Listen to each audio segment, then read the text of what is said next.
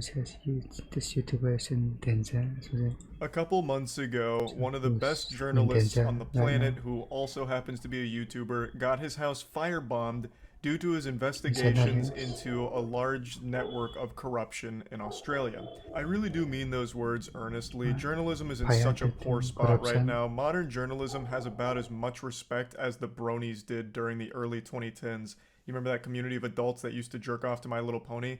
In fact, I would argue that people have more Wow. respect for them than a lot of journalists these days, and rightfully so. It's an industry that thrives off of just feeding shit into the mouths of everyone that happens to come across their headlines.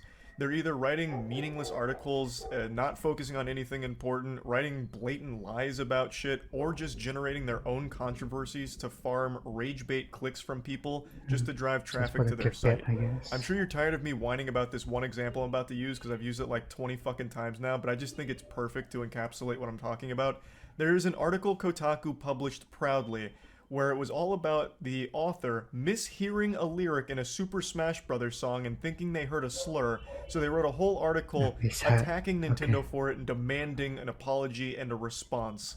Like, that is just the perfect example for what I'm talking about. I'm already getting lost in the Things sauce about talking about this again and apology. ranting. The reason I'm even mentioning it is because Friendly Jordies does real, meaningful journalism. One of the very few in the field that does. He's a political commentator, a YouTuber, and a comedian, and he combines all of these into extremely hard-hitting investigations into It's corruption in pretty the good. government, and he presents all of the information factually, with sources, with evidence, and delivers it in extremely entertaining ways. So it's palatable to anyone, even if you're not in Australia, it gets you educated and it entertains you. It is just the perfect blend of everything you It's could ever want nice. from a journalist, really. And for all of his hard Funny work, his life journalists. gets threatened. He is doing all of this at great personal risk to his own safety. His fucking house got firebombed, and the list of suspects that it could be is super long. He came back recently after a 2 month break on YouTube to Suspects. update everyone on what's going on with that whole situation, and he laid out the entire timeline of events for all of the enemies he's made that could have been responsible for this firebomb attack on his house. This attempt on his life could have been made by a lot of very powerful people that Jordy's has exposed and dropped very important information on over the years. And I highly, highly recommend watching his entire video going over all of it. Of course, the link is going to be in the description 42 below. I'd minutes like to is briefly give you a summation of some of the possible suspects here in this little murder mystery whodunit. He compared this whole situation to Knives Out, and he's absolutely right. This is a wild web of fucking supervillains that are movie. after him, potentially. He's got Yes, it like the was a entire movie. fucking Naruto Akatsuki hunting him down. And by far the biggest clown, but also the biggest, most powerful person in that group is John Barilaro, the former deputy premier of New South Wales, whom has come after Geordies many times and even cites Geordies as the reason he stepped down from his position, the most powerful position in New South Wales, because of their YouTube beef and Geordies' content insulting him and exposing him. John Barilaro has some very scary connections that could have been used here that led to this whole situation, and Friendly Jordies does highlight all of these possibilities. But of course, he's far from the only one. Jordies has exposed corruption at every level, so the list of enemies is longer than the terms of service to signing up to iTunes. But I would like to highlight two others. One of them is an extremely powerful gambling company that Jordies has talked about and dropped very important information regarding. And another one is an organized crime ring. I'm not going to go too in depth on those two yet. I highly A recommend you watch crime. Jordy's video talking about why these are very possible suspects in this firebombing on his residence.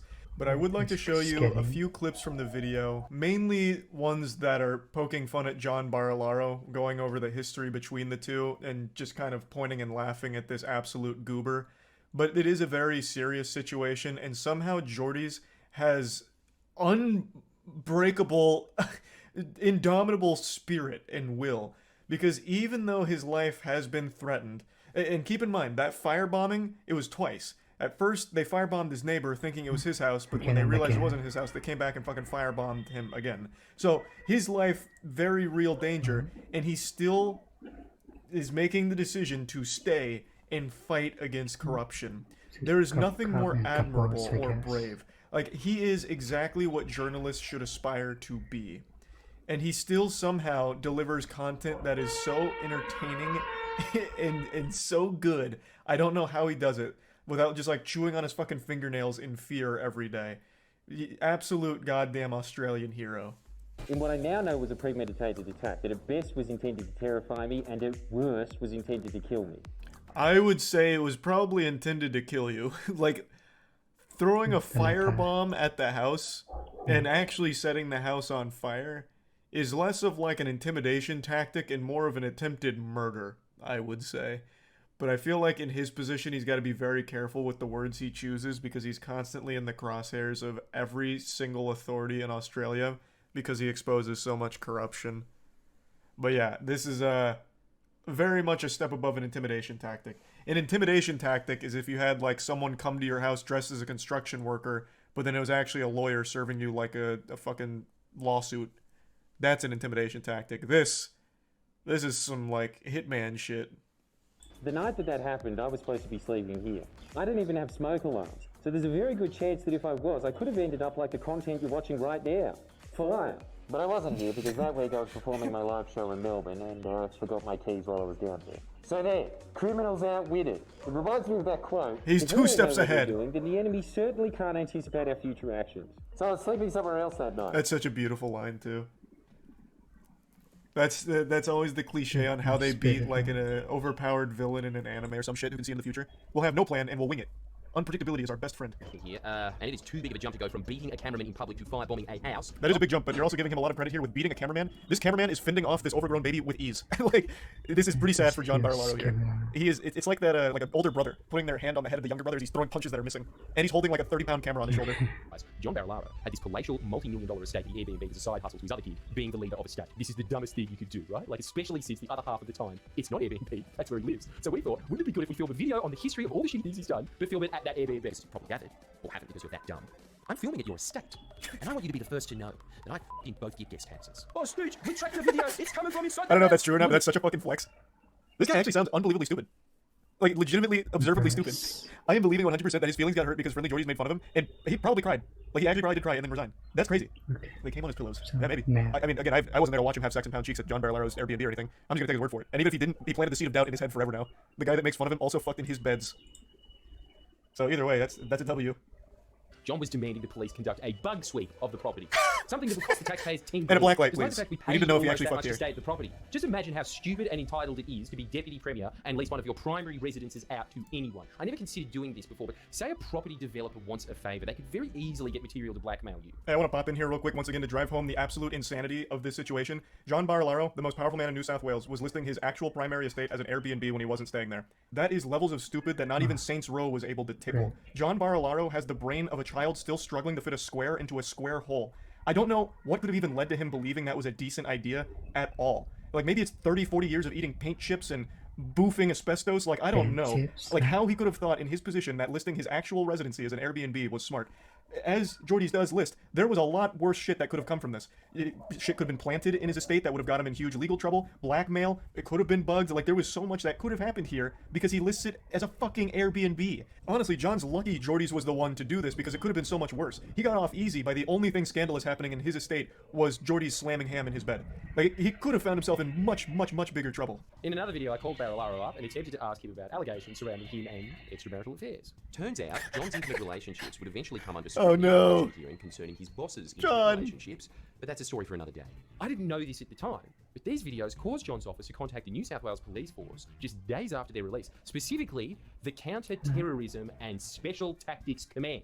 God, what a flex. You grilled a man's cheeks so hard that he called in the Counter-Terrorism and Special Tactics Command. Fucking Jack Bauer had to be put on your case because you bullied this guy's feelings so hard.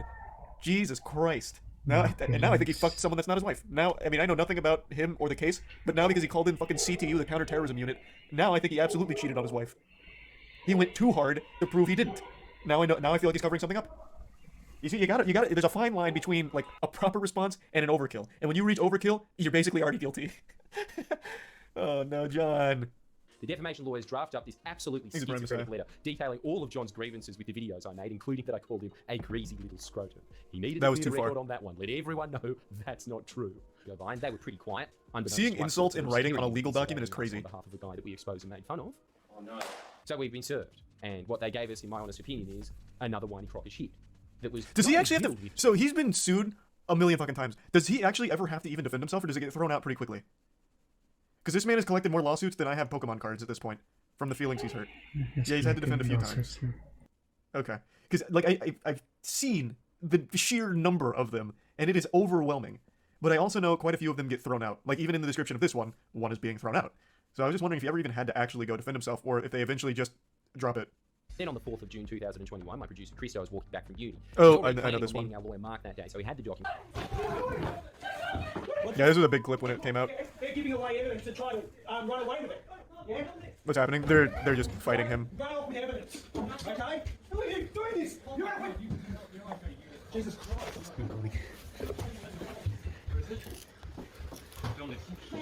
What the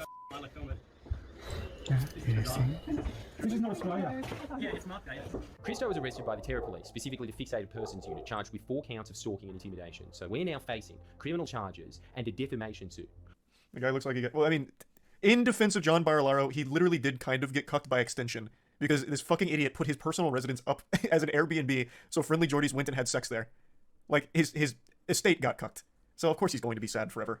I'll briefly give a little context here. Geordie's producer got arrested on completely bogus dog shit by the goddamn fucking counter-terrorist unit, like super soldiers meant to actually go after like terrorists and shit, all over fucking hurt feelings, and Geordie's and his team exposing corruption. It's an absolute affront to God. It is just downright wrong and fucked up what happened to Geordie's, his team, and everyone involved here. And that clip you saw is only a brief section of that whole arrest, which was brutal. Like, they roughed him up for no reason. Like, all of it is just foul. They end up withdrawing the application and paying both Christo and my legal costs of over $20,000. Hey, Christo's attaboy. criminal charges still hang over him, and my DFO case is still ongoing. During this time, Barilaro also decided to publicly announce his intention to resign from politics, basically saying I forced him to resign. The defamation case definitely playing a big part of this. God, that's I so don't know how good. many of you can endure what I've endured on online. I feel for young men and women, young boys and girls that get bullied on social media. I feel for them because as a Bro, you are literally the most powerful person in the region, and you're crying about YouTubers making fun of you so much that you're quitting your job. That is the weakest, softest shit of all time. Actual 14-year-olds get bullied harder than you do, and you know what they do? Continue on and move forward. You're the fucking most powerful politician in the region, and you curl up into the little fetal position suckling your thumb because a YouTuber called you a greasy scrotum.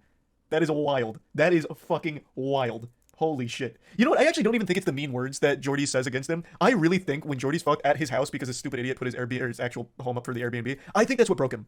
I think that like actually broke his whole soul. I think that was just like this big eureka moment where it's like, wow, I'm a fucking idiot. And he couldn't handle the realization. Like the self-reflection was too much. Overwhelming. So my legal team launches an Holy application shit, to that's strike out Galaxy that claim, Brain. opposed again by Barilaro, who fights tooth and nail to keep that claim in and keep his special protections that prevent his own word from being examined in court. And guess what? We lose. The judge rules that it would be more unfair to deprive Barilaro of the right to vindicate his reputation. What? What is that Than to stance? make it impossible That's just for me blatant to defend corruption. myself. So I'm basically stuck in That needs to be highly scrutinized ASAP. That is so wild. Holy shit. Imagine still being bound by a 1700s ruling to protect a politician from saying something stupid in Parliament. He literally said he can defend himself, but not you. I know. In late December of 2021, I released a video detailing that I had found an Ashley Madison account linked to John Barilaro's email address and personal detail. You know the website that had the slogan, That's so "Life good. is short, have an affair." It was hacked a few years ago. I Yes, swear to God, that was I took huge. The rest of this up. You couldn't make this up. That I can't wait for the reveal, but I just have to once again chime on that. With that Ashley Madison hack, I don't know how many of you remember that. That caused like actual hysteria for maybe like a week. Like on Facebook, like the old gentlemen, they were breaking down like, how could this have happened? The internet is a secure place. My life is ruined. I can't believe it. Like absolutely having this nuclear meltdown because all of their shit was now exposed. It was amazing. It was fucking amazing. Ashley Madison was a place where married men went for cheating on their wife or something. That was the whole shtick. That was the whole basis of the site. For him, because when cameramen went to film him one night regarding this scandal, this happened. I wonder if that was the woman he met on Ashley Madison or if it was his wife. There's really no telling. Oh, it was the cameraman. It was a Hey, long come on, and please. The cameraman wins this. John took the most damage. John was the one that hit the blast zone here. Cameraman's got 30 pounds of fucking iron on him. And he is still just manhandling John with one arm. Couldn't work for a while, so we're now using our legal fund to pay for a legal action against John Barilaro on behalf of the campaign. Let's go. Just a quick That's so update. good. Days ago, John's charges were dropped Oh. on the grounds of mental health. How is that an excuse? Wait, what? Does that work in Australia? So let's say assault and battery, whatever. Like you show evidence like, hey, this is really taking a toll on my mental health. Like I'm really stressed about this, and then be like, oh my god, we're so fucking sorry. Holy shit. Okay, we'll drop the case, please. Take all the time you need to recover from the the mental burden of this whole ordeal. Oh my god, wow. Is that just like something you can actually do? Yeah. Like obviously assault charges are going to be mentally draining, even to especially to the super sensitive goofball Barilaro. But is that a real defense? Like my mental health is suffering from this. Please drop it. And they'll be like, oh yes. Well, now that you've said that, it's like in Pirates of the Caribbean with parlay. If you shout parlay, they just have to stop everything. No, not a thing. He's just super corrupt. Okay, thank God. I'm happy to hear that. Well, I mean, I'm not happy to hear about the corruption, but I'm glad to hear this is like a real tactic you can employ. Executive Director of large Sydney property development company Coronation Property Co.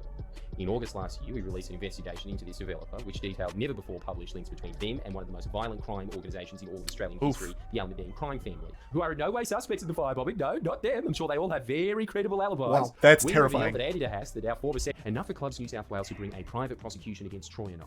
So now I've made even more enemies: the gambling lobby and anyone that would use them to launder money. And Clubs New South Wales rejected him. By the way, this came out on the same day John was saying in court that he was too mentally ill to face his assault charges, but well enough to run Clubs New South Wales, one of the most scrutinised jobs in the country right now.